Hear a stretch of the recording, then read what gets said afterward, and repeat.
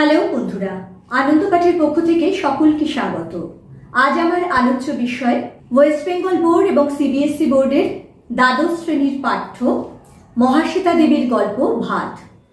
যেহেতু গল্পটি বেশ বড়, তাই দুটি পর্বে ভাগ করে এই গল্পের পাঠ ও আলোচনা করেছি। এই ভাত গল্পটি 1982 সালে প্রথম ম্যানিফেস্টো পত্রিকায় প্রকাশিত হয়। তারপর মহাশ্বেতা দেবীর শ্রেষ্ঠ গল্প সংকলন গ্রন্থের অন্তর্ভুক্ত হয় এই গল্পটি। এবারে চলে আসবো গল্পের লাইন ধরে পাঠ এবং ব্যাখ্যায়। তার আগে বলে নিই, যারা এই চ্যানেলটি এখনো সাবস্ক্রাইব করনি তাদের যদি এই আলোচনাগুলি ভালো লাগে এবং মনে হয় এরকম আলোচনা তোমরা আরো বেশি করে পেতে চাও, তাহলে আশা করব লাইক, শেয়ার ও সাবস্ক্রাইব করে পাশে থাকবে।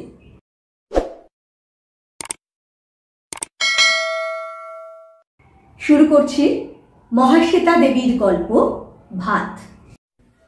লোকটার চাহনি বড় বাড়ির বড় বউয়ের প্রথম থেকেই ভালো লাগে। কিরকম যেন উগ্র চাহনি, আর কোমর পর্যন্ত ময়লা লুঙ্গিটা অত্যন্তই ছোট, চেহারাটা বুনো বুনো। কিন্তু বামুন ঠাকুর বলল, ভাত খাবে, কাজ করবে। এই যে লোকটা দিয়ে শুরু হয়েছে গল্পটি, বোঝা যাচ্ছে এই হবে গল্পের মুখ্য চরিত্র। লোকটার চাহনি অর্থাৎ তাকানো, তার তাকানো বা তার দৃষ্টি বড় বাড়ির বড় বউয়ের ভালো লাগেনি। বড় বাড়ি মানে কি বিরাট অট্টালিকা? হ্যাঁ, বাড়িটা খুব বড়, ভীষণ সুন্দর, সেটা হতেই পারে, কিন্তু বড় বাড়ি বলতে আরো কিছু বোঝায়। তা হলো আর্থিক দিক থেকে খুবই অবস্থাপন্ন এবং সামাজিকভাবে প্রতিষ্ঠিত পরিবার। বড় বউ প্রশ্ন করে, কোথা থেকে আনলে? এ সংসারে সবকিছুই চলে বড় পিসিমার নিয়মে। বড় পিসিমা বড় বউয়ের পিসি শাশুড়ি হন। খুবই অদ্ভুত কথা, তার বিয়ে হয়নি। সবাই বলে সংসার চাইবার কারণে অমন বড়লোক হয়েও ওরা মেয়ের বিয়ে দেয়নি। তখন বউ মরে গেলে বুড়ো কর্তা সংসার নিয়ে নাটা ঝামটা হচ্ছিল। বড় বাড়ির লোকেরা বলে ওর বিয়ে ঠাকুরের সঙ্গে, উনি হলেন দেবতার সেবিকা। বড় বাড়িতে শিব মন্দিরও আছে একটা। বুড়ো কর্তা এ রাস্তার সবগুলো বাড়ি শিব, মহেশ্বর, ত্রিলোচন, উমাপতি এমন বহু নামে শিবকে দিয়ে রেখেছিলেন। দূরদর্শী লোক ছিলেন, তার জন্যই এরা করে খাচ্ছে। বড় পিসিমা নাকি বলেছিলেন, উনি আমার পতি দেবতা, মানুষের সঙ্গে বিয়ে দিও না। এসব কথা সত্যি না মিথ্যে কে জানে।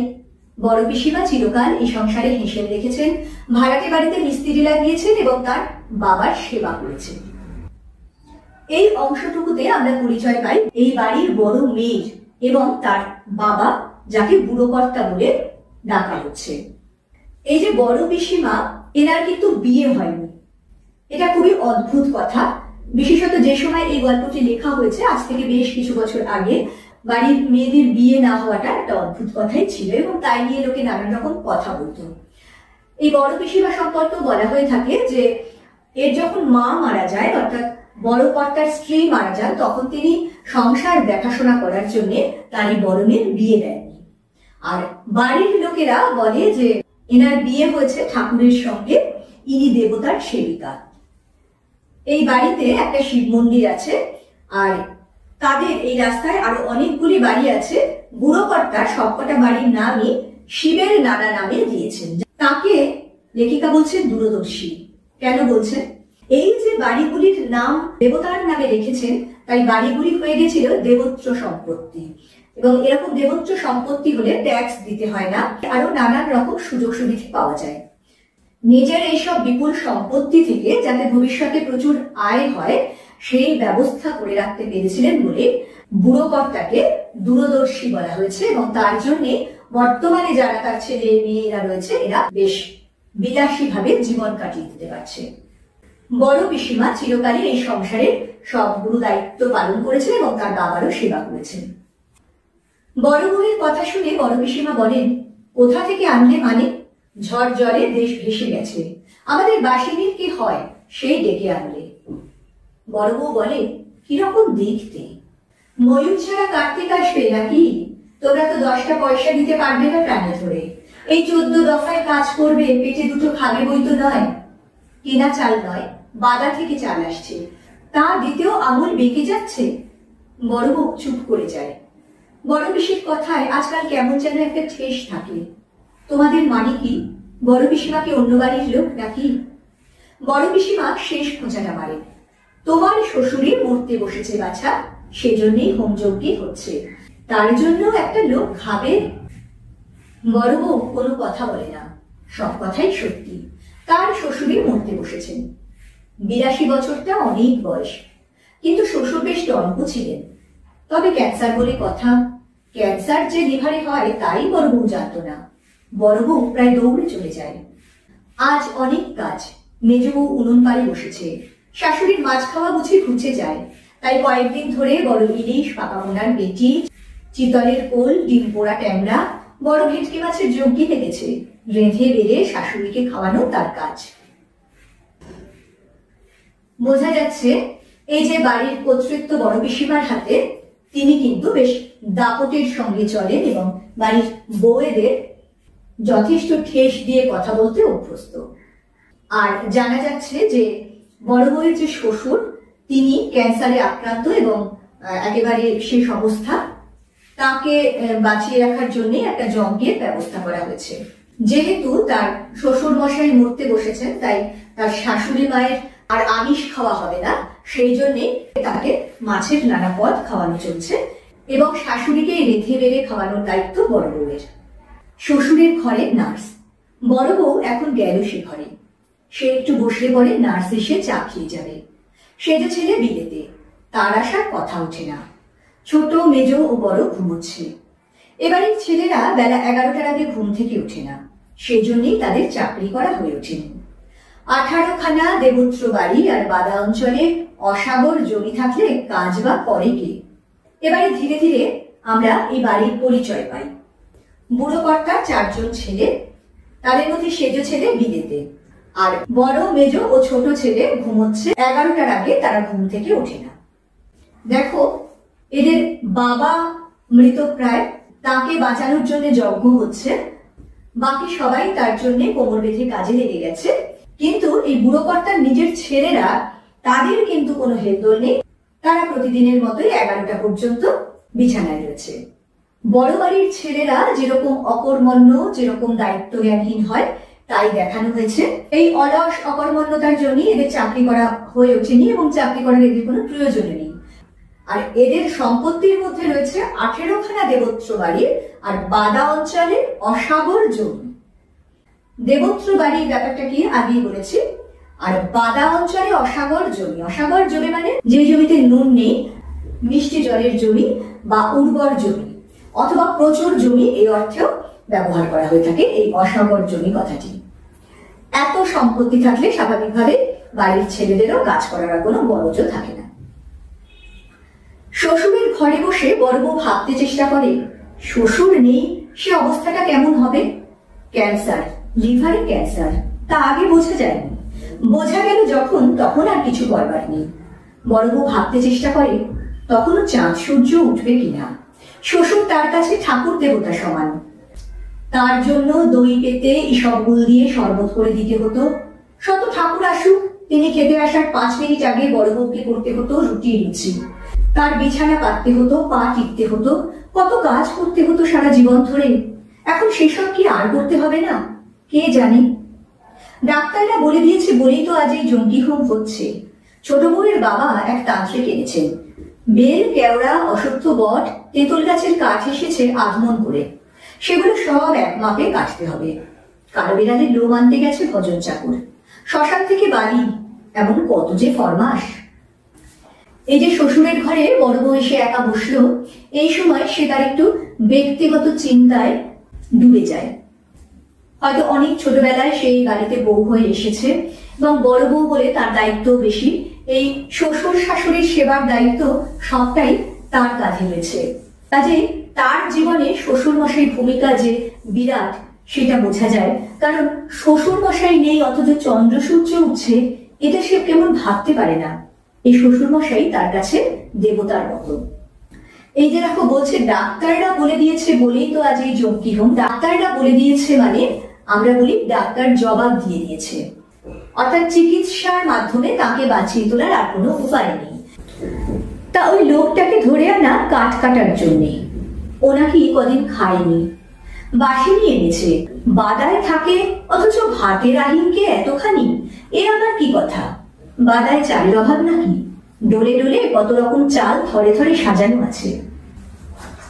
এই যে বড় বউ, বোঝা যাচ্ছে যে এ বাড়িতে বউ হয়ে এসে তার বাইরের জগতের সঙ্গে আর বিশেষ কোনো সম্পর্ক নেই।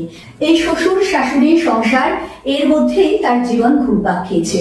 সেই জন্যই একটা অনেকদিন ধরে অভুক্ত লোক, তার পরনের লুঙ্গিটি যে পরিষ্কার হওয়ার কথা নয়, তার চেহারা দেখেও বোঝা যাওয়ার কথা যে সে কতদিন খায়নি, সেসব কিন্তু বড় বউ বুঝতে পারে না।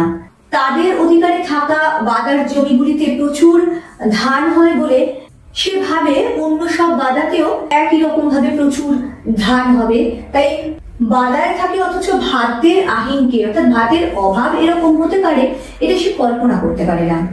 সে ভাবে তাদের একতলায় ডোলে ডোলে কত রকমের থরে থরে চাল সাজানো রয়েছে।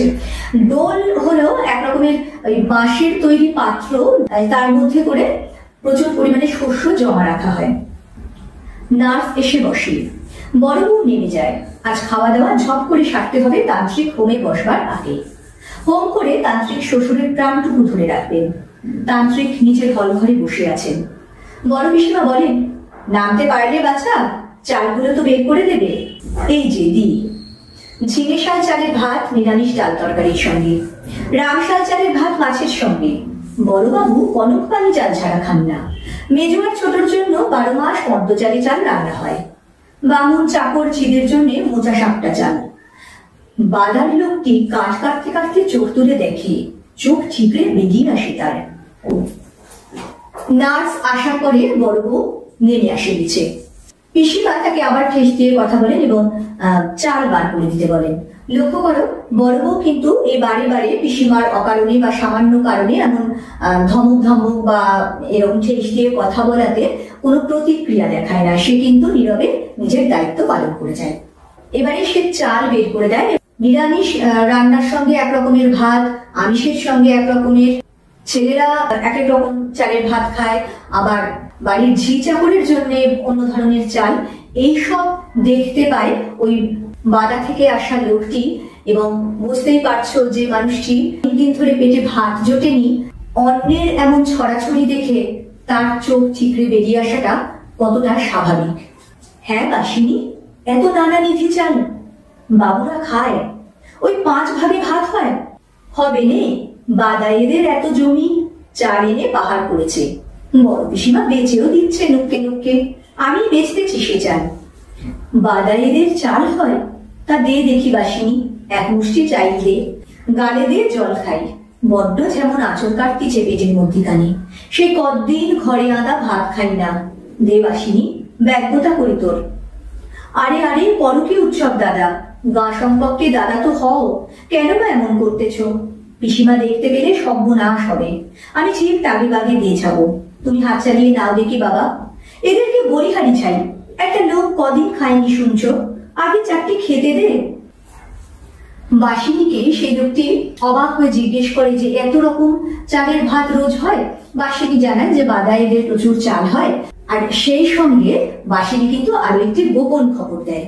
এই যে বড় পিসিমা, তিনি কিন্তু লুকিয়ে লুকিয়ে সেই চাল বিক্রিও করে দিচ্ছেন এবং তা করছেন এই বাসিনীর মাধ্যমে। অর্থাৎ পরিবারের মধ্যে যে একটা ভাঙন রয়েছে, এই বড় পিসিমা সংসারের কর্ত্রী হয়েও তিনি যে নিজে নিরাপত্তার অভাবে ভুগছেন, নিজে যে নিজেরই ঘরের চাল লুকিয়ে বিক্রি করে ভবিষ্যতের জন্য পয়সা করে রাখছেন, সেই খবর কিন্তু আমরা এখানে পাই। এদের মন এত ছোট, এত নিষ্ঠুরেরা। একটা লোক কদিন ধরে খায়নি দেখেও তাকে দুটো খেতে না দিয়ে ওই রকম খাটুনির কাজ করানো হচ্ছে। যে কথা বাসিনী বুঝতে পারে, সে কথা কিন্তু এই বড় বাড়ির লোকজনের মনে স্থান পায় না। গল্প উপন্যাসে চরিত্রগুলিকে বিশ্বাসযোগ্য করে তোলার জন্য প্রয়োজন হয় সেই চরিত্রগুলির উপযুক্ত ভাষা তাদের মুখে দেওয়ার। এক্ষেত্রেও এই বাসিনী এবং বাদা অঞ্চলের যে লোকটি, তারা একেবারে অজপাড়াগায় এবং আর্থসামাজিক ভাবে সমাজের একেবারে নিচের দিকে তাদের অবস্থান বলে এদের মুখে ঠিক সেই অনুযায়ী ভাষা ব্যবহার করা হচ্ছে। লোকটি বাসিনীর কাছে এত চাল দেখে এক মুঠো চাল চায়, শুধু ওই চাল কটি চিবিয়ে একটু জল খেয়ে নেবে বলে। কিন্তু বাসিনী পিসিমার ভয় সেটুকুও দিতে পারে না। সে বলে সে সুযোগ বুঝে কোনো এক সময় তাকে কিছু দিয়ে যাবে, আর আক্ষেপ করতে করতে চলে যায় যে এরা এমন মানুষ যে একটা মানুষ কদিন ধরে অভুক্ত আছে জেনেও তাকে আগে চারটি খেতে না দিয়ে তাকে দিয়ে অমন পাহাড় প্রমাণ কাজ করায়। বাসিনী চালগুলি নিয়ে চলে যাবার সময় মাথা নাড়তে নাড়তে চলে যায়। লোকটির নাম উৎসব, চিরকালই যে উৎসব নাইয়া নামে পরিচিত। গত কয়েকদিন সে সত্যিই খায়নি। কপালটা মন্দ, তার বড়ই মন্দ। যতদিন রান্না খিচুড়ি দেয়া হচ্ছিল ততদিন সে খেতে পারেনি। চন্দনীর মা, চন্দনী রে, তোমরা রাগ করো না কেন, কোথা ওই নেব। বস্তুত এসব বলে সে যখন খুঁজছিল বউ ছেলে মেয়েকে, তখন তার বুদ্ধি ভরে গিয়েছিল। একদিন তুমুল ঝড় বৃষ্টি, ছেলে মেয়েকে জাপটে সাপটে ধরে বউ কাঁপছিল শীতে আর ভয়ে। সে ঘরের মাঝ খুঁটি ধরে মাটির দিকে দাবাচ্ছিল। মাঝ খুঁটিটি মাতার আনন্দে টলছিল, ধনুষ্টঙ্কার রোগীর মতো কেঁপে চেপে উঠছিল। উৎসব বলে চলেছিল ভগবান ভগবান ভগবান, কিন্তু এমন দুর্যোগে ভগবানও কাঁথামুড়ি দিয়ে ভ্রমণ বোধ করি। ভগবান ভগবান উৎসব বলছিল, এমন সময় মাতলার জল বাতাসের চাবুকে ছটফটিয়ে উঠে এসেছিল। জল উঠলো, জল নামলো। উৎসবদের সংসার মাটিতে লুটোপুটি গেল। এবারে আমরা এই লোকটির পরিচয় পাবো, তার দুর্ভাগ্যের পরিচয় পাবো। লোকটির নাম উৎসব, গ্রাম্য উচ্চারণে যা হয়ে গেছে উৎসব। সে হলো উৎসব নাইয়া। সে সত্যি সত্যি গত কয়েকদিন ধরে খায়নি, কারণ তার জীবনে কয়েকদিন আগে ঘটে গেছে ভয়াবহ বিপর্যয়। এক তুমুল ঝড় বৃষ্টির দিনে তার ঘরের মাঝখানের যে খুঁটিটি সেটি একেবারে টালমাটাল হয়ে উঠেছিল। উৎসব তাকে ধরে রাখার প্রচন্ড চেষ্টা করছিল, আর দুঃখে, হতাশায় এবং অসহায় অবস্থায় মানুষের যে একমাত্র সম্বল সেই ভগবানের নাম নিচ্ছিল। কিন্তু এই লাইনটা দেখো, এমন দুর্যোগে ভগবানও কাঁথামুড়ি দিয়ে ভ্রমণ বোধ করি। তির্যক ভাষায় ঈশ্বরের অস্তিত্বকে বিদ্রূপ করা হয়েছে। এই হতভাগ্য মানুষগুলি শেষ সম্বল হিসেবে যে ঈশ্বরের নাম নেয়, তিনিও কিন্তু তাদের এমন চরম দুর্ভোগের সময় এদের দিকে তাকান না। এদের জীবনের এই দুর্যোগ তো শেষ হয় না, এমন দুর্ভাগ্য তো তাদের জীবনে চলতেই থাকে। তাই বলছেন এই এমন দুর্যোগে ভগবান বোধ করে কাঁথামুড়ি দিয়ে ঘুমন। আসলে তিনিও কিছু করতে পারেন না, তিনিও যে অকর্মণ্য হয়ে যান এমন সময়, সে কথাই একটু ব্যঙ্গ করে লেখিকা বলেছেন। সকাল হতেই বোঝা গিয়েছিল সর্বনাশের বহরখানা। তারপর কয়েকদিন ধরে ঘরের চালের নিচ থেকে কোনো সাড়া পাবার আশায় উৎসব পাগল হয়ে থাকে। কে কোথায়, পাগল নাকি উৎসব? সাধন দাসের কথা উৎসব নেয় না। সাধন বলে, তোরেও তো টেনে নিচ্ছিল, গাছে বেঁধে রয়ে গেলি। উৎসব বলে, রাকার অচন্দনীর মা, ঘরের পাশ ছেড়ে সে নড়তে চায় না। তাছাড়া টিনের বেশ একটা মুখবন্ধ কৌটো ছিল ঘরে, তার মধ্যে ছিল নিভুই উৎসবের জমি চেয়ে দরখাস্তের নকল। উৎসব নাইয়া, পিং হরিচরণ নাইয়া, সে কৌটোটা বা কোথায়? রাতে কতখানি সর্বনাশ হয়ে গেছে সেটা ভালোভাবে বোঝা যায় সকালের আলোয়। কিন্তু উৎসব এই সর্বনাশকে যেন মেনে নিতে পারে না, সে পাগলের মতো হয়ে যায়। সে তার এই ঘরের মধ্যেই চালার নিচ থেকে বারে বারে তার বউকে ডাকে চন্দনীর মা বলে। তার প্রতিবেশী সাধন দাস তাকে বোঝায় যে আর কেউ নেই, সেও ভেসে যাচ্ছিল, কিন্তু কোনো কথাই তার কানে যায় না। আর নিজের পরিবারের সঙ্গে সে কিন্তু আর একটা জিনিস খুঁজছিল, তা হলো টিনের একটা মুখবন্ধ কৌটো, যার মধ্যে ছিল নিভুই উৎসবের জমি চেয়ে দরখাস্তের নকল। নিভুই অর্থাৎ যার কোনো ভূমি নেই, যার কোনো জমি নেই। একটা সময় সরকারের একটা প্রকল্প ছিল যে যাদের কোনো জমি জমা নেই সেই সব চাষিদের বিনামূল্যে কিছু জমি দেওয়া হবে। তার জন্য আবেদন করতে হতো, এবং সেই দরখাস্তেরই একটা নকল ওই কৌটোটার মধ্যে ছিল, যে কৌটোটা ছিল উৎসবের কাছে তার ভবিষ্যতের আশা ভরসা। তাই সেই কৌটোটাকেও সে পাগলের মতো খোঁজে। যা আর নেই, যা ঝড় জল মাতলার গর্ভে গেছে, তাই খুঁজে খুঁজে উৎসব পাগল হয়েছিল। তাই রান্না খিচুড়ি তার খাওয়া হয়নি। তারপর যখন তার সম্বিত ফিরল, তখন আর খিচুড়ি নেই, ড্রাই ডোল। চালগুলি সে চিবিয়ে জল খেয়েছিল। এভাবে কিছুদিন যায়। তারপর গ্রামের লোকজন বলে, মরেছে যারা তাদের ছড়াদ্দ করতে হয়। এ কাজ করার জন্য তারা মহানাম শতপথীকে খবর দেয়। কিন্তু মহানাম এখন আর দুটো গ্রামে অনুরূপ শ্রাদ্ধ শান্তি সেরে তবে এখানে আসবে। গ্রামবাসী অন্যেরা মাছ, গুগলি, কাঁকড়া যা পাচ্ছে ধরতে লেগেছে। উৎসবকে সাধক বলে, তুমি একা কলকাতা যাবো বলে নেচেই বা উঠলে কেন? সরকার ঘর করতে খরচা দেবে, শুনছো না? উৎসব হঠাৎ খুব বুদ্ধিমান সাজতে চায়। ও বলে, সে একটা কথা বটে। মানুষ যখন সবকিছু হারিয়ে ফেলে তখন তো তার কোনো বাহ্য জ্ঞান থাকে না। প্রথম কিছুদিন শোকে এসে প্রায় পাগলের মতোই হয়ে যায়। উৎসব তাই হয়েছিল। তারপর যখন তার সঙ্গীত ফেরে তখন কিন্তু ওই যে দুর্যোগের পরে যে ত্রাণ আসে, সরকারি ত্রাণ, ওই যে রান্না করা খিচুড়ি, সেটা দেওয়া বন্ধ হয়ে যায়। যখন তার সঙ্গীত ফিরেছে তখন শুরু হয় ড্রাই ডোল দেওয়া। ড্রাই ডোল অর্থাৎ শুকনো খাবার দাবার দেওয়া হচ্ছে। সেই শুকনো চালগুলি সে চিবিয়ে কয়েকদিন কাটিয়েছিল। এরপরে গ্রামের লোকজন বলে যে যারা মরেছে তাদের শ্রাদ্ধ করতে হবে, অর্থাৎ গণ শ্রাদ্ধ একটা হবে। সেই জন্য মহানাম শতপথী যিনি এসব কাজ করেন তাকে খবর দেওয়া হয়। কিন্তু সে আরো দুটো গ্রামে অনুরূপ শ্রাদ্ধ শান্তি সেরে তবে এখানে আসবে। বোঝা যাচ্ছে এই যে দুর্যোগ তাদের দেশে হয়েছে তা কিন্তু শুধুমাত্র তাদের গ্রামে নয়, আশেপাশের আরো বেশ কটি গ্রামে এই একই অবস্থা হয়েছিল এবং তাতে এত মানুষ এইভাবে মারা গেছে যে এভাবে গণশ্রাদ্ধের ব্যবস্থা করতে হয়েছে। ঝড় জলে কার কি হলো, মা ভাই বোন আছে না গেছে দেখতে বাসিনী আসতে পারেনি। তার বোন আর ভাজ কলকাতা যাচ্ছিল। ওরা কিছুকাল ঠিকই কাজ করবে। উৎসব আগেও গিয়েছিল একবার। বাসিনী যেখানে কাজ করে সে ঘর বাড়ি দেখেছিল বাইরে থেকে। বারবাড়িতে ঠাকুর দালান আছে, মন্দিরের মাথায় পেতলের ত্রিশূলটা দেখেছিল। বাসিনীর মনির বাড়িতে ঢেলা ঢেলা ভাত, এ গল্প গ্রামে সবাই শুনেছে। উৎসবের হঠাৎ মনে হয় কলকাতায় গিয়ে খেয়ে মেখে আসি। কেন মনে হয়েছিল তা সে বলতে পারে না। উপসে এক রাতে বউ ছেলে মেয়ে ঘরদোর হারিয়ে সে যেন কেমন হয়ে যাচ্ছিল। মাথার ভেতরটা ঝিমঝিম করে, কোনো কথা গুছিয়ে ভাবতে পারে না। খুব ভাবে সে, না না এইবার গুছিয়ে ভাবতে হচ্ছে। কি যে হলো তা এখনো দিশে হচ্ছে না তেমন। ভাবতে গেলেই তার প্রথমে মনে হয় ধান গাছে গোছ আসার আগে ধান গাছ থেকে সবুজ রং চলে যেতে থাকে। কার্তিক মাসে এই ধান খড় হয়ে গেল, তা দেখে উৎসব মাথায় হাত দিয়েছিল। সতীশ মিস্ত্রির হরকোল পাটনায় মোটা 3 ধানে মরক। উৎসব তো সতীশের কাজ করেই কমাস বেঁচে থাকে। উৎসব, মনিবের ধান যায় তো তুই কাঁদিস কেন? কাঁদবো না সাধন বাবু, কাঁদবো না। লক্ষ্মী না আসতে সেধে ভাসান যাচ্ছে, তা কাঁদবো না এতটুকু? আমরা খাবো কি? উৎসব যে গ্রামের, সেই গ্রামেরই এই বড় বাড়িতে কাজ করা বাসি।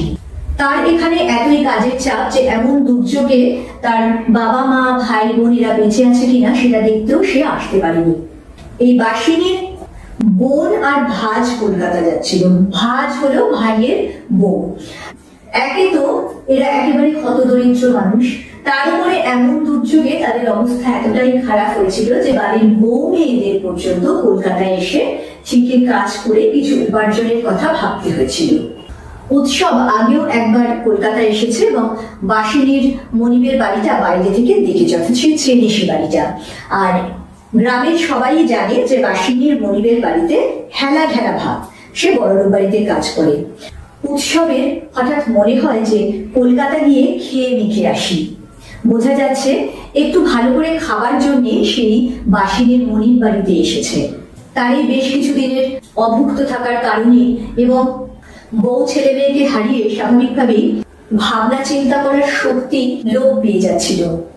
সে অনেকবার ভেবেছে যে এবার সে গুছিয়ে ভাববে, জীবনটাকে একটু গুছিয়ে নেবে, কিন্তু তবুও এখনো সে কেমন দিশে করতে পারছে না, অর্থাৎ সে কোনো পথ খুঁজে পাচ্ছে না। সাম্প্রতিক অতীতে তার জীবনের ঘটনাগুলো ভাবতে গেলে প্রথমেই তার মনে আসে ধানে গোছ আসার আগে ধান গাছ থেকে সবুজ রং চলে যায় এবং কার্তিক মাসে সব ধান খড় হয়ে যায়। তার প্রতিবেশী সাধু যখন বলে যে তোর মনিবের ধান নষ্ট হয়েছে, তুই কেন কাঁদছিস? তখন দেখো উৎসব কি সুন্দর জবাব দেয়, লক্ষ্মী না আসতে সেধে ভাসান যাচ্ছে, তা কাঁদবো না? বাংলাদেশে ধানকে বা অন্নকে বলা হয় লক্ষ্মী। বিশেষত গ্রামের মানুষের কাছে এই ধান লক্ষ্মী স্বরূপ। সেই ধান অকালে নষ্ট হয়ে যাওয়া তাদের কাছে লক্ষ্মীর যেন সেধে ভাসান হয়ে যাওয়া, বিদায় নেওয়া। আর লক্ষ্মী বিদায় নেওয়া মানে তাদের জীবনে চরম দুর্যোগ নেমে আসা। সেই কথাই এখানে উৎসব বোঝাতে চেয়েছে। তা গুছিয়ে চিন্তা করতে বসলে আগে মনে হয় ধান খেতে আগুন লাগার কথা, তারপরে মনে পড়ে যে রাতে ঝড় হয় সেই সন্ধে অনেক দিন বাদে সে পেট ভরে খেয়েছিল এই এত হিঞ্চে সেদ্ধ আর এত গুগলি সেদ্ধ নুন আর লঙ্কা পোড়া দিয়ে। দিনটা এমন ছিল যে সেদিন গ্রামের সকল উৎসবরা ভরা পেট খেয়েছিল। খেতে খেতে চন্দ্রনীর মা বলেছিল, দেবতার গতিক ভালো নয় গো, লৌকনে ঝাড়া বেড়েছে বুঝিবা বোট মারা পড়ে। এই কথাটাও বেশ মনে পড়ে। তারপরে মনে পড়ে মাছ খুঁটিটা সে মাটির থেকে ছেড়ে ধরে আছে। মা বসুমতী যেমন সে খুঁটি রাখতে চায়নি, উগড়ে ফেলে দেবে। ভগবান ভগবান ভগবান। তারপর বিদ্যুৎ চমকে ক্ষণিক আলোয় দেখা মাতলার সফেন জল ছুটে আসছে। ব্যাস, সব খোলামেলা, একাকার। তারপর থেকে কি হলো, কোথায় গেল সব? তুমি কোথায়, আমি কোথায়? উৎসব নাইয়া, পিং হরিচরণ নাইয়া, কাগজ সহ কৌটোটি কোথায়? বড় সুন্দর কৌটোখানি গো। চন্দ্রনীদের যদি রেখে যেত ভগবান, তাহলে উৎসবের বুকে শত হাতির বল থাকতো আজ। তাহলে সে কৌটো নিয়ে সবাই ভিক্ষে বেরোতো। সতীশবাবুর নাতি ফুট খায়। উৎসব কৌটোটা চেয়ে এনেছিল। অমন কৌটো থাকলে দরকারি এক মুঠো ফুটিয়ে নেওয়া যায়। চমৎকার কৌটো। উৎসব তার সাম্প্রতিক অতীতের যে ঘটনাগুলো ভাবতে বসে, সে ঘটনাক্রমে দেখা যায় কোনো একদিন ধান খেতে আগুন লেগেছিল। তারপরেই তার মনে পড়ে সেই সন্ধ্যের কথা, যে সন্ধ্যে সে এবং তার মতো গ্রামের সব উৎসবরা পেট ভরে ভাত খেয়েছিল। খেতে খেতে তার বউ বলেছিল, দেবতার গতিক ভালো নয় গো। এই যে দুর্যোগ আসতে চলেছে সেটা গ্রামের লোক তো বুঝতে পেরেছিল। সেটা বুঝেই তার বউ কথা বলেছিল। এবং প্রাচীনকাল থেকেই আমাদের দেশে প্রকৃতিকে দেবতা হিসেবে মান্য করার চল রয়েছে। সেই জন্য এই যে প্রাকৃতিক বিপর্যয় আসতে চলেছে, দুর্যোগ আসতে চলেছে, সেটাকে তার বউ বলে দেবতার গতিক ভালো নয়। এরপরেই তার মনে পড়ে সেই খুঁটিটিকে শক্ত করে ধরে রাখার কথা, কিন্তু সে ব্যর্থ হয়। তারপর বিদ্যুৎ চমকের ক্ষণিক আলোয় দেখা মাতলার সফেন জল ছুটে আসছে এবং ওই দৃশ্যটুকুর পরেই তার কিন্তু সব শেষ। তার ঘর বাড়ি, তার বউ ছেলে মেয়েকে সেই ঢেউ এসে ভাসিয়ে নিয়ে চলে যায়। সে বুঝতেও পারে না কোথা থেকে কি হয়ে গেল, কোথায় চলে গেল তার পরিবার আর তার সেই বড় সাধের কৌটোটি। উৎসব ভাবে, চন্দ্রনীদের যদি রেখে যেত ভগবান, তাহলে উৎসবের বুকে শত হাতির বল থাকতো আজ। খুব ইম্পর্টেন্ট লাইন। মানুষ সব হারিয়েও যদি তার আপনজনদের কাছে পায়, তাহলে কিন্তু তার বুকে বল ভরসা জাগে, সে আবার মাথা তুলে দাঁড়ানোর শক্তি খুঁজে পায়। সে কথাই উৎসবেরও এখানে মনে হচ্ছে। তার বউ ছেলে মেয়েকে যদি ভগবান রেখে দিত, তাহলে তার ঘর বাড়ি সব কিছু চলে যাওয়ার পরেও তার বুকে শত হাতির বল থাকতো। আর ওই কৌটোটি নিয়ে তারা ভিক্ষে বেরোতো সবাই মিলে। অর্থাৎ বেঁচে থাকার সংগ্রাম চালিয়ে যেতে পারত উৎসবরা। এমন ভাবে সে যখন নিজের অতীতে হারিয়ে যায়, অন্যমনস্ক হয়ে কাজ থামিয়ে দেয়, তখন কি হলো, হাত চালাও বাছা, ওদিকে শুষছে কর্তা, হোম হবে, তা কাঠগুলো দাঁড়িয়ে দেখছো? বড় পিসিমা খনখনিয়ে ওঠে। বড় খিদে লেগেছে মাগো। এই শোনো কথা, ভাত নামলেও খাওয়া নেই এখন। তান্ত্রিকের নতুন বিধান হলো, সর্বস্ব রেঁধে রাখো, হোম হলে খেও, তুমি হাত চালাও। বড় পিসিমা উৎসবকে কাজ থামাতে দেখে ঝাঁঝিয়ে ওঠে। উৎসব তার কাছে কাতর অনুনয় জানায় যে তার প্রচন্ড খিদে পেয়েছে। তা শুনে তিনি বলেন যে তান্ত্রিকের নতুন বিধান হলো সবকিছু রেখে বেড়ে রাখতে হবে, কিন্তু এখন খাওয়া যাবে না, হোম হলে পরে খাওয়া হবে। বোঝা যাচ্ছে যে ভাতের আশায় উৎসব এই অভুক্ত শরীরে এই ভীষণ পরিশ্রমের কাজ করতে স্বীকার করেছে, সেই খাওয়া তার কপালে কখন জুটবে তার কোনো আর নিশ্চয়তা রইল না। আমাদের প্রথম পর্বের পাঠ আজ এখানেই সমাপ্ত হলো। দ্বিতীয় তথা শেষ পর্বে আমরা গল্পের বাকি অংশ জানতে পারবো উৎসবের ভাগ্যে আদৌ খাওয়া জুটল কিনা, বড় কর্তার কি হলো এবং উৎসবের শেষ পরিণতি কি হলো, সেই সবকিছু। পরের ভিডিওতে এই গল্পের শেষ অংশ আমরা জানতে পারবো।